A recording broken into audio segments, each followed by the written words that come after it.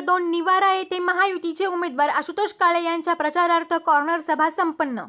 कोपरगाव शहरातील प्रभाग क्रमांक 2 निवारा येथे महायुतीचे उमेदवार आशुतोष काळे यांच्या प्रचारार्थ कॉर्नर सभेचे 12 नोव्हेंबर 2024 रोजी सायंकाळी 7 वाजता आयोजन करण्यात आले होते। कोपरगाव शहरातील निवारा भागातील स्थानिक रहिवाशांनी या सभेला मोठा प्रतिसाद दिला। आमदार आशुतोष काळे यांचे महिलांनी या कॉर्नर सभेप्रसंगी औक्षण करून पुढील वाटचालीस शुभेच्छा दिल्या। या सभेत कृष्ण आढाव म्हणाले की कोपरगाव मतदारसंघातील विविध विकास कामे आशुतोष काळे यांनी केली आहे, त्यामुळे जनतेने ठरवलेले आहे की यंदा आशुतोष काळे यांनाच मतदान करून त्यांना मंत्रिपदासाठी राज्यात पाठवायचे आहे। या सभेसाठी नागरिकांनी मोठी गर्दी केली होती। या ठिकाणी दादांचं जे आमच्या भगिनींनी औक्षण केलं, खरोखरच म्हणजे दादा या ठिकाणी सांगायला आनंद वाटेल की औक्षण म्हणजे आपली हा विजय आहे व या विजयाचं औक्षण या महिलांनी या ठिकाणी केलेले आहे। कारण आजचा हा आपल्या संस्कृतीतला खूप असा पवित्र दिवस एकादशीचा की कुठलंही शुभ कार्य या दिवसापासून आपण लग्न कार्य, साखरपुडे, वास्तुशांती हे सर्व आपण या दिवसापासून सुरू करतो। तो खरोखरच या ठिकाणी आपल्या विजयाची नांदी या महिलांनी दिलेली आहे व त्याचं कारणही तसं आहे। आपण आतापर्यंत बघितलं असेल की राजकारण करत असताना बहुतांशी प्रतिनिधी आपण बघितले, त्यांनी दिलेले आश्वासन आपण बघितले, परंतु त्या आश्वासनात व त्या कामात फार मोठा बदल आशुतोष दादांच्या रूपाने आपल्या पूर्ण कोपरगाव शहर तालुक्याला बघायला मिळालेला आहे। कारण राजकीय मुद्दा हा बहुतांशी राजकीय हा प्रश्न सुटू नये, आपल्याला वारंवार याचं भांडवल व्हावं म्हणून हा मुद्दा एक प्रकारे खितपत पडलेला असतो।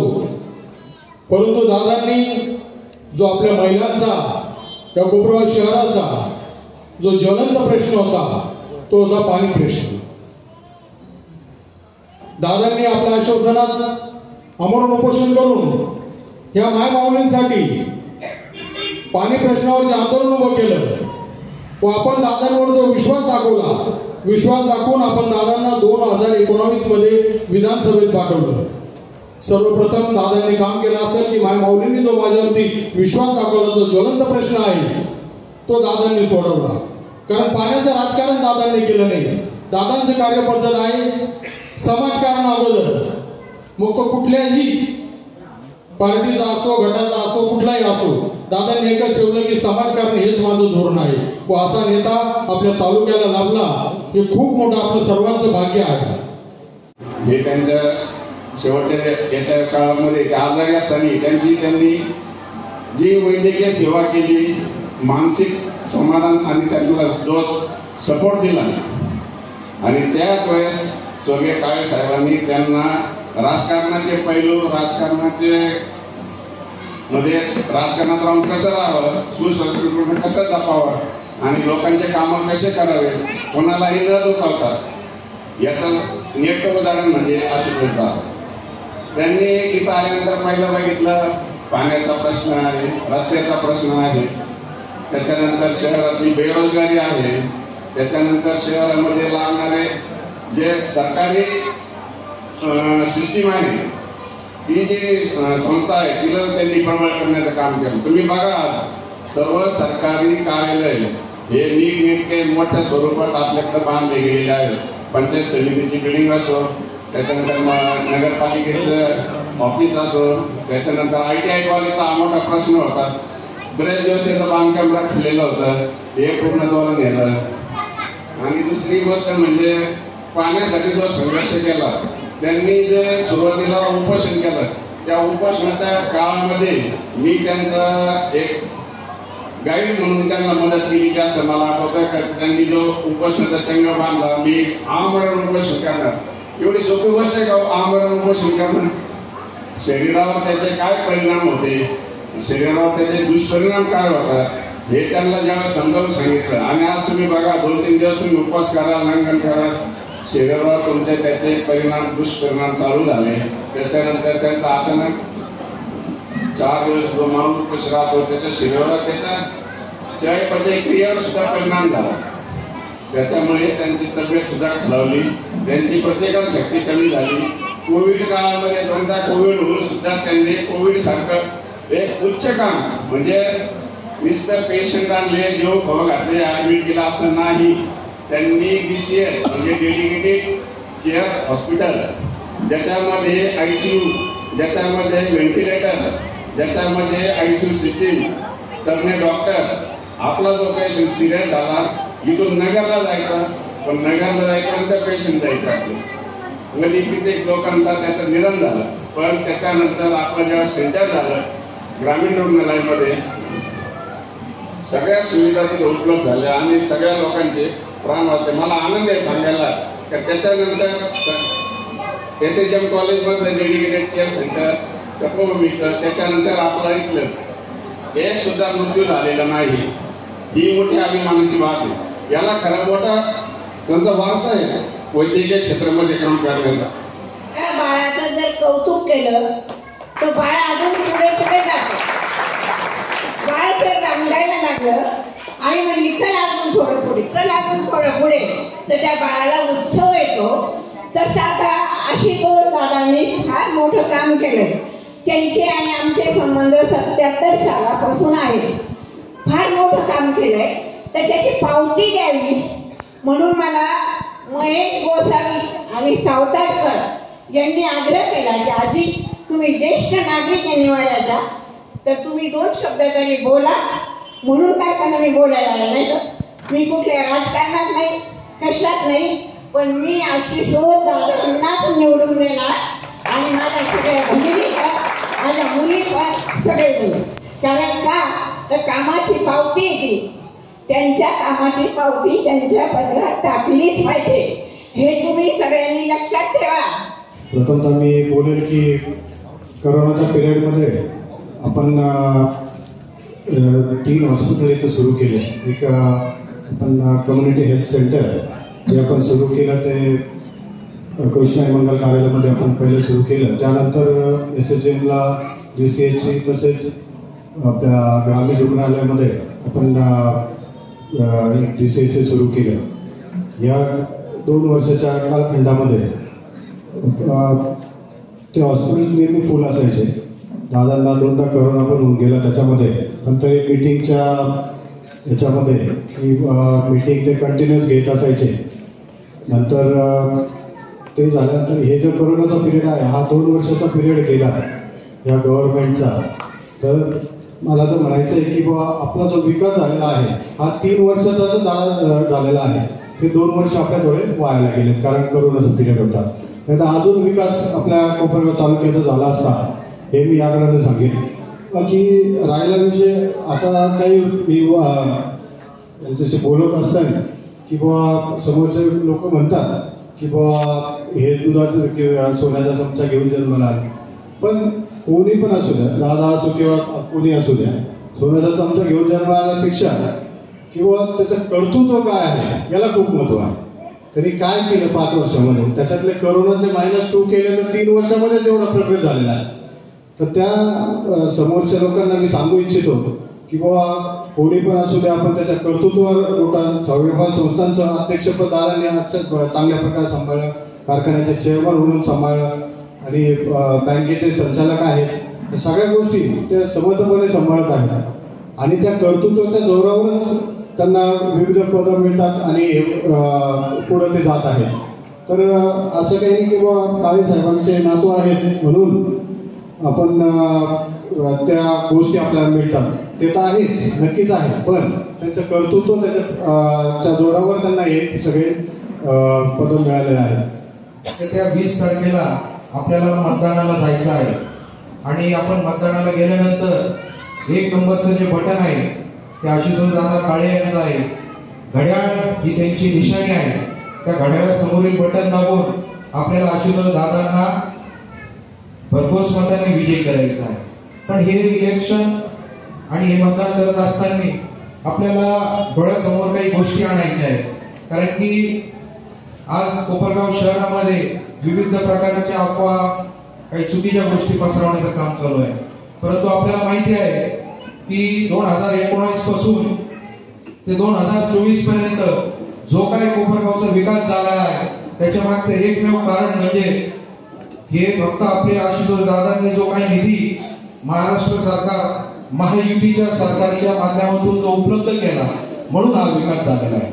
आपल्या पाण्याची समस्या ही खूप मोठी समस्या आणि काही वर्षांपासून ही समस्या आपल्याला भेडसत होती, ती सोडवण्याचं काम आशुतोष दादांनी केलं. खरं आपल्याला माहिती आहे की आपण सर्वसामान्य लोक आहोत. आपल्याला जर नुसतं एक आपलं स्वतःचं वैयक्तिक घर आयुष्यात बांधायचं ठरलं तर त्याचं नियोजन आपण 10 वर्ष करतो आणि 10 वर्ष झाल्यानंतर कुठंतरी तुटपुंजी आपल्या कृषी जमा झाल्यानंतर काही बँकेचं कर्ज काढून आपण ते घर बांधतो. मग आपण विचार करायला पाहिजे की आशुतोष दादांनी या 5 वर्षामध्ये या महाराष्ट्र सरकारच्या माध्यमातून हा 131 कोटीचा निधी कसा उपलब्ध केला असेल. अनेक खस्ता या निधी उपलब्ध करण्यासाठी आशुतोष दादांना घ्यावा लागले, खूप मेहनत घ्यावा लागली, रात्रंदिवस पळावं लागलं, तेव्हा हा निधी इथं उपलब्ध झाला. आणि हे जे 15 दिवसाड पाणी आपल्याला येत होतं ते 3 दिवसाड आणण्याचं काम हे आशुतोष दादांनी केलं. आपल्याला माहिती आहे रोडची सुद्धा प्रचंड दयनीय अवस्था या कोपरगाव शहरात झालेली होती. आपल्याकडे जर पाहुणे आले तर ते पहिले आपल्याला म्हणायचे की तुमच्याकडे येण्याचा रोड फार खराब आहे नाही, वस्तुस्थिती आहे ना, बरोबर आहे ना. पण आज तुम्ही कोणतेही पाहुणे आले तर ते तुम्हाला स्वतःच बदल सांगतात. माझ्याकडे पाहुणे आले होते, कालच आले होते, ते सांगत होते की तुमच्याकडं कोपरगाव शहरामध्ये खूप बदल झालेला आहे. आणि मी त्यांना सांगितलं की ही फक्त किमान आशुतोष दादांनी केली आहे, म्हणूनच हा बदल आपल्याला दिसतो आहे. मित्रांनो, पण ही निवडणूक जशी जशी पुढे जात आहे तसं तसं खूप काही गोष्टी समोर येत आहेत.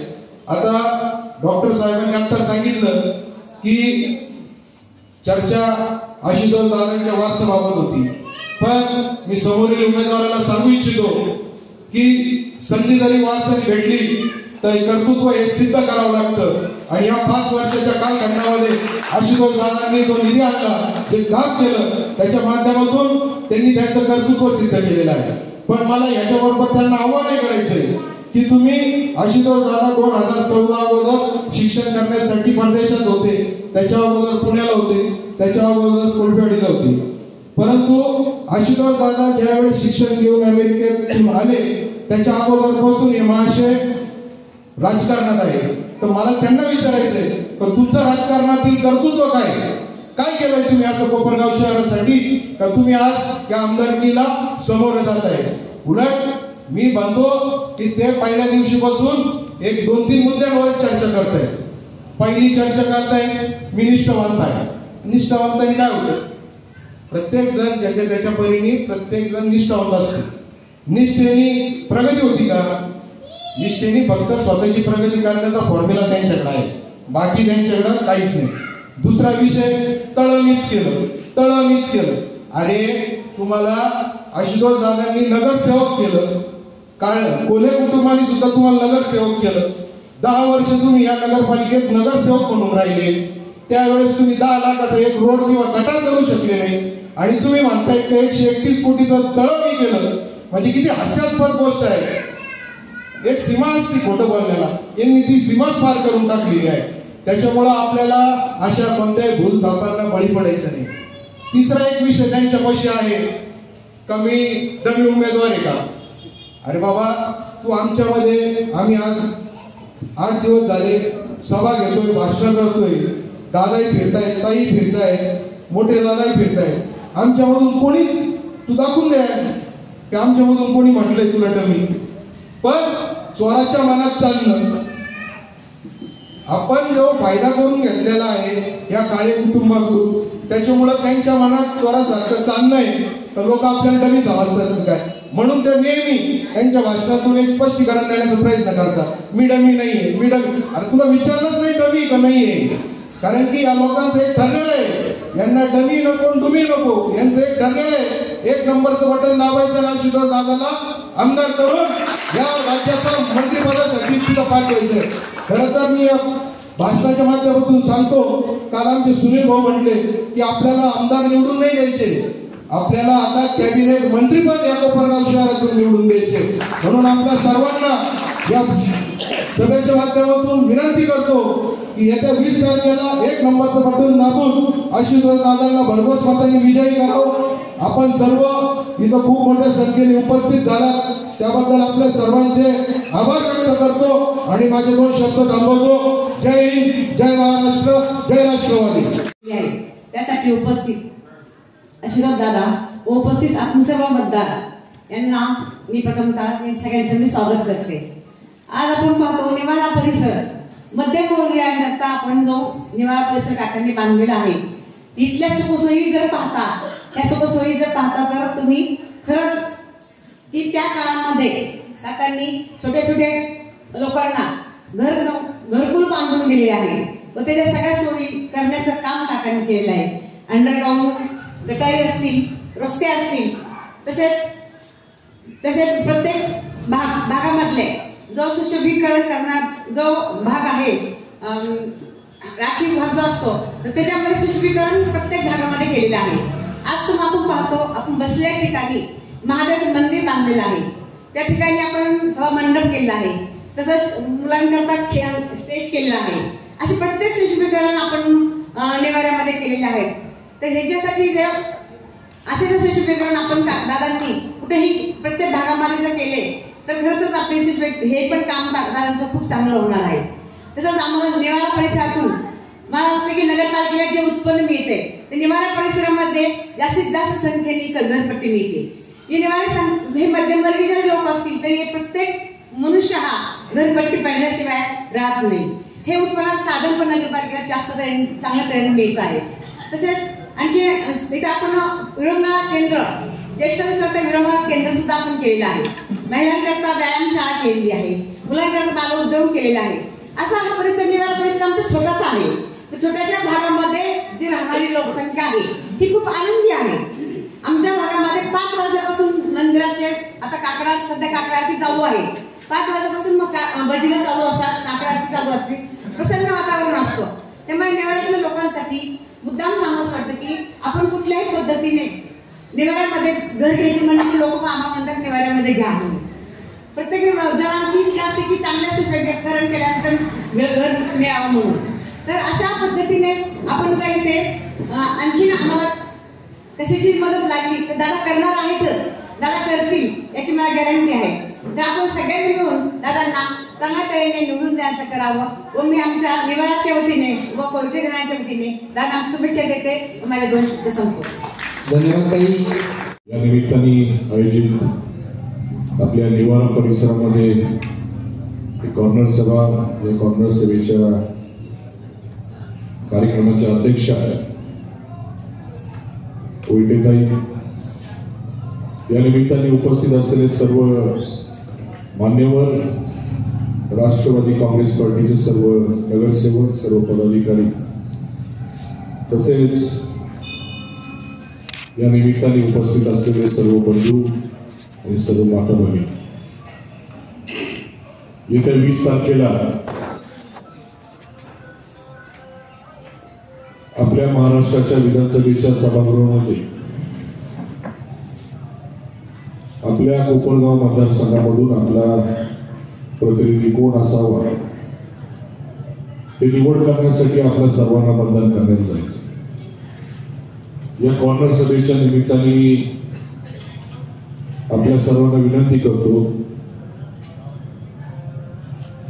ज्या पद्धतीने आपण 2019च्या विधानसभेच्या निवडणुकीमध्ये मला भरभरून मतदान दिलं, मताधिक्य दिलं, तशाच पद्धतीने किंवा त्याच्यापेक्षाही प्रचंड पद्धतीने आपण 20 नोव्हेंबरला मला मतदान करावं अशा प्रकारची विनंती आम्ही करतो.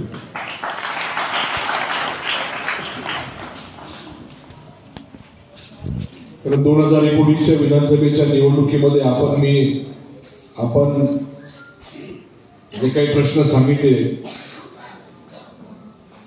ते प्रश्न सोडवण्याचं वचन आपल्याला मी दिलेलं होतं. सर्वात महत्वाचा विषय तर आपल्या पाण्याचाच होता.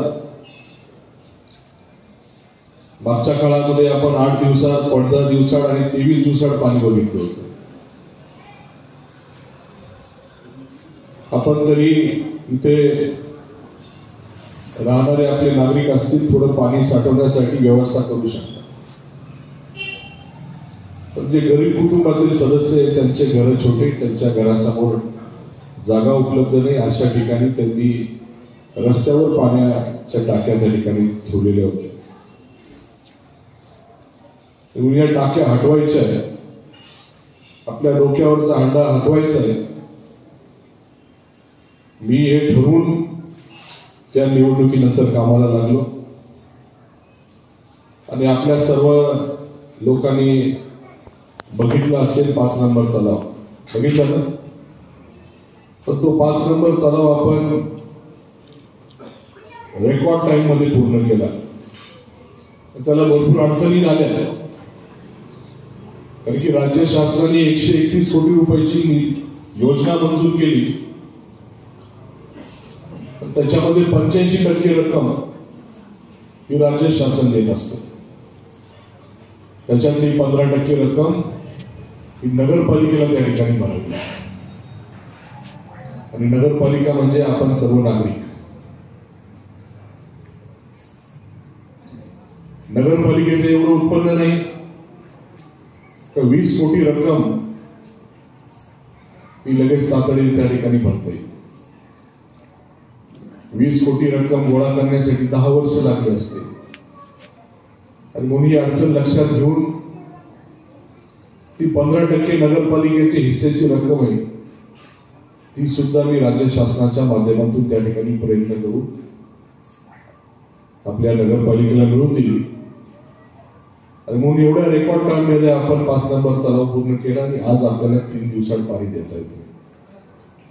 तर आपल्याकडे पाणी साठा एवढा झालेला आहे तर तुम्हाला आपण दिवसाडे पाणी देऊ शकतो. करायचं ना दिवसाड पाणी? नको?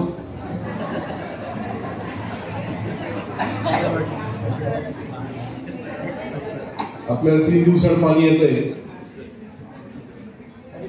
राहिलेले कनेक्शन, शिफ्टिंगचे कामं असतील, टाक्यांचे कामं असतील,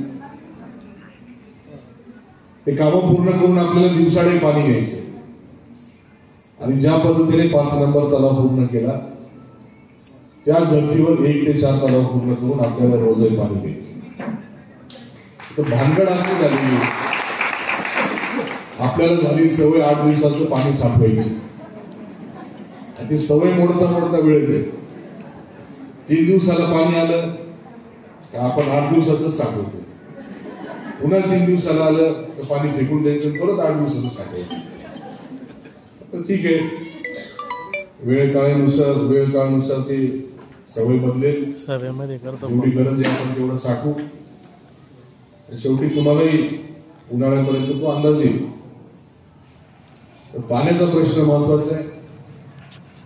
त्याच पद्धतीने आपण रस्त्यांसाठी निधी मंजूर करून आणलेला, अनेक शासकीय इमारतींसाठी निधी मंजूर करून आणलेला. आपल्या शहरामध्ये भुयारी गटार योजनेसाठी निधी मंजूर आहे. आणि अनेक समाजाला आपण त्या ठिकाणी त्यांचे जे काही समाज मंदिर आहेत किंवा त्यांचे श्रद्धास्थान आहेत इथेही भरभरून निधी देण्याचं काम आपण केलेलं. आपल्या जे काही ओपन स्पेस आहे तिथे काही खेळाचे किंवा व्यायामाचे साहित्य दिलेले. आणि एक आपण जिथं मध्यवर्ती ठिकाणी हायमॅक्सही बसवणारे अशा अनेक गोष्टी आहेत. एवढा निधी मंजूर आहे, पुढच्या वर्षभर ते निधी खर्च होत असताना ते कामं चालू राहणार. आता मध्ये आचारसंहिता आली, या आचारसंहिता संपल्यानंतर पुढचं वर्षभर रस्त्यांचे कामं असतील, बाकीचे सुशोभीकरणाचे कामं असतील आपल्या शहरामध्ये चालू राहणार. पुढचे 5 वर्ष तुम्ही देणारच आहे ना. मला निकालाची चिंता नाहीच आहे, मला मताधिक्य एवढं पाहिजे का माझा आवाज शासन दरबारी वाढला पाहिजे. जेवढं काम आता झालंय त्याच्या 5 पट 10 पट काम आपल्याला करायचं. त्यासाठी आपल्या सर्वांना माझी विनंती, आपण मताधिक्य वाढवण्यासाठी आपण सर्वांनी प्रयत्न करा. इथे उपस्थित असलेले आपण सर्वजण तर मतदान करणारच आहे मला, परंतु माझं मताधिक्य वाढवण्यासाठी आपण आपल्या ओळखीचे लोक असतील, आपले मित्र असतील, आपले नातेवाईक असतील, या सर्वांना किमान आपण एक 8 दिवस माझ्यासाठी द्या, पुढचे 5 वर्ष तुमच्यासाठीच आहे. 8 दिवस आपण प्रत्येकाने दिवसभरामध्ये 10 फोन माझ्यासाठी करा. आपले जे कोणी शहरातले ग्रामीण मधले ओळखीचे नातेवाईक असतील, मित्र असतील, कोणी असेल, त्यांना आपण सर्वांनी फोन करावे एवढी विनंती या ठिकाणी करतो. या सर्व गोष्टी मूलभूत आहेत. पाणी असेल, रस्ते असतील, गटारी असतील, स्वच्छता, या सगळ्या गोष्टी तर गरजेच्या आहेत. या आता आपल्याला मिळाल्याच पाहिजे. आतापर्यंत राजकारण याच्यावरच चालत होतं. मला अनेक लोकांनी सांगितलं 1987 साली रेशनवड कार्ड 1987 साली आपल्या शहराला रेशनवर पाणी वाटप झालं. 1987 साली माझं वय 2 होतं. किती वर्षापासून चालू आहे हे तुम्ही विचार करा. आणि एवढ्या वर्षानंतर आपण हा प्रश्न सोडवण्यासाठी, म्हणजे राजकारण आपण दुसऱ्या गोष्टींवर करू ना, या मूलभूत गोष्टीवर राजकारण करायचं काही कारणच नाही. शेवटी आपल्या सर्वांना नियमित पाणी पाहिजे, रस्ते चांगले पाहिजे, गटारी पाहिजे किंवा स्वच्छता पाहिजे. बाकीच्या गोष्टी आहेत राजकारण करायचं. या गोष्टींसाठी मी या 5 वर्षामध्ये अतिशय निष्ठेने आणि कष्टाने काम करून या सगळ्या गोष्टी घडून आणल्या. आणि आता आपल्याला पुढच्या 5 वर्षाचं विजन घेऊन पुढे जायचंय. आपल्या कोपरगाव शहरामध्ये किंवा आपल्या कोपरगाव तालुक्यामध्ये आपण एक MIDC मंजूर करून आणलेली. सोनेवाडी सावळीच्या परिसरामध्ये MIDC मंजूर होऊन तिथे एका कारखान्याचे काम चालू झालेले. 5 ते 6 हजार तरुणांना, माता भगिनींना त्या ठिकाणी रोजगार मिळेल अशा पद्धतीचं नियोजन आपण त्या ठिकाणी करतोय. नवीन उद्योग कसे येतील याच्यासाठी प्रयत्न करतोय. त्याच पद्धतीने आपल्या कोपरगाव शहरामध्ये देखील आपल्याला एक MIDC मंजूर करून आणायची. स्टेशन रोडच्या बाजूला शासनाची 450 एकर जमीन, ही 450 एकर जमीन आपल्याला MIDC ला द्यायची आणि आपल्या तरुणांना त्या ठिकाणी रोजगार उपलब्ध करून द्यायचा. अशा पद्धतीचं नियोजन माझं त्या ठिकाणी आहे. आणि या सर्व गोष्टी करण्यासाठी आपल्याला मी या निमित्ताने विनंती करायला आलो. आपण सर्वजण देणार आहे. पुन्हा एकदा आपल्याला ही विनंती करतो, मताधिक्य एवढं पाहिजे, किमान आपल्या जिल्ह्याचा जर रेकॉर्ड काहीतरी झाला पाहिजे. बाकीचे लोक म्हणताय का राज्याचा रेकॉर्ड करायचा, पण जिल्ह्याचा रेकॉर्ड तरी झाला पाहिजे. एवढं मताधिक्य मला अपेक्षित आहे. म्हणून आपण त्या पद्धतीने काम करावं एवढी विनंती करतो. आपण सर्वजण माझ्या मागे खंबीरपणे उभे राहिले. आपल्या सर्वांचा आशीर्वाद होता, माझे प्रयत्न होते आणि म्हणून या सर्व गोष्टी या 5 वर्षामध्ये आपण करू शकलो. आपण सर्वजण मोठ्या संख्येने या ठिकाणी उपस्थित आहात. आपण सर्व माझा विचार ऐकण्यासाठी आणि माझा उत्साह वाढवण्यासाठी या निमित्ताने उपस्थित आहात. म्हणून आपल्या सर्वांचे मी मनापासून आभार मानतो. आणि येत्या 20 तारखेला, तसं 20 तारखेला सर्व लाडक्या बहिणींनी ठरवलंय का नाही? किती लाडक्या बहिणी इकडे? कुठे लाडक्या बहिणी? लाडक्या बहिणी पण होते काय? लाडक्या बहिणींनी ठरवलेलंच 1 नंबर बटन घड्याळाचं चिन्ह. तेव्हा आपण 20 तारखेला जेवढं काम आपण चोखपणाने पार पाडावं एवढी विनंती या ठिकाणी करतो. पण सर्वजण आलात त्याबद्दल मनापासून आपले सर्व